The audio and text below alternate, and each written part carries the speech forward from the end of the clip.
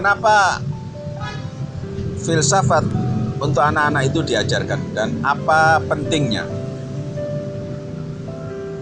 Kita tahu bahwa pendidikan yang ada, terutama di Indonesia ini, adalah model pendidikan yang sudah 100 tahun yang lalu. Dan tentunya selama 100 tahun ini banyak hal yang telah berubah. Dunia telah berubah, ya. Teknologi begitu cepat berkembang. Nah, model belajar yang tradisional yang menjadikan guru sebagai pusat perhatian, guru adalah segala-galanya, hanya guru yang berbicara dan anak-anak hanya punya kesempatan untuk mendengar, tidak boleh membantah, tidak boleh bertanya. Maka model seperti ini, model pendidikan seperti ini sebetulnya sudah kadaluarsa, ya. Dan kemudian anak-anak hanya disuruh terus menghafal, hafal ini, hafal ini. Jadi sistem pendidikan adalah dengan mengandalkan hafalan, ya. Kemudian setelah itu ujian berdasarkan hafalan, lalu anak-anak menerima rapot, menerima nilai, dan dinyatakan lulus naik kelas berdasarkan hafalan-hafalan tersebut. Maka disinilah perlunya pendidikan berdasarkan logika, berdasarkan filsafat. Filsafat untuk anak memberikan makna baru terhadap pendidikan. Dan sekarang sudah ada tidak kurang dari 150 negara, ya, yang menggalakkan pendidikan logika dan filsafat untuk anak-anak. Ya. Indonesia sebagai negara besar tentu kita tidak mau ketinggalan, ya.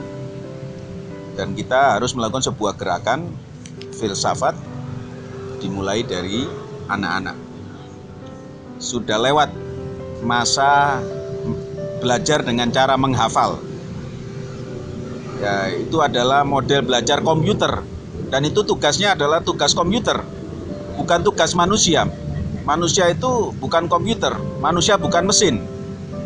Sebagian ilmuwan mendefinisikan manusia sebagai mesin. Kalau manusia sebagai mesin, ya bisa menghafal aja tugasnya. Tapi manusia ini adalah, ya, makhluk yang berpikir. Berpikir itu merupakan kekhasan daripada manusia. Oleh karena itu, karena manusia adalah makhluk yang berpikir, ya, pendidikan harus dibangun untuk bagaimana mengaktifkan, untuk bagaimana memberdayakan kemampuan berpikir, kemampuan menganalisa, kemampuan berargumentasi. Ya, ini harus ditingkatkan sehingga seorang siswa mampu mengambil keputusan sendiri, mampu mandiri dalam berpikir, mandiri dalam bertindak dan mengambil keputusan. Tapi sayangnya yang terjadi adalah kita ini ibaratnya hanya mengubah anak-anak kita menjadi semacam tape recorder. Anak-anak itu hanya mesin untuk menghafal. Atau kita jadikan anak-anak kita seperti komputer yang menjadi tempat menghafal dan menyimpan data. Tapi mereka tidak mampu memilah, ini data penting atau tidak, ini informasi penting atau tidak, ini informasi salah atau tidak. Kenapa? Karena akalnya beku, logikanya beku. Mereka tidak bisa tahu bahwa informasi yang ini benar atau tidak, ini salah atau tidak. Ya, padahal anak-anak itu terlahir sebagai filsuf, anak-anak itu terlahir sebagai anak yang berpikir, anak yang mampu berpikir. Oleh karena itu sebagai orang tua, kita harus duduk dengan anak-anak kita. Kita harus sabar berdialog dengan anak-anak kita, ya, melayani mereka, ya. Kita mendengarkan pembicaraan mereka, keluhan mereka, ya. Nah, kemudian kita perhatikan, ya, sanggahan-sanggahan mereka, dan kita adakan dialog dengan anak kita. Karena kita yakin bahwa anak-anak itu mampu berpikir. Kalau ini kita lakukan di rumah kita, maka rumah menjadi rumah dialog, rumah tempat yang nyaman untuk anak-anak mengutarakan pendapatnya. Dan ketika kita tidak setuju sebagai orang tua terhadap pendapat anak, kita pun menyampaikan pendapat kita berdasarkan argumentasi, berdasarkan alasan yang jelas, tidak memaksakan diri.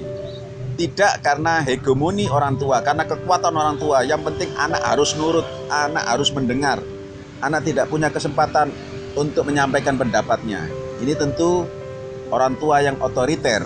Ini salah pendidikan yang seperti ini. Orang tua yang baik adalah pendapatnya dibangun berdasarkan sebuah alasan yang logis. Setiap perintah dan larangannya itu punya alasan yang logis.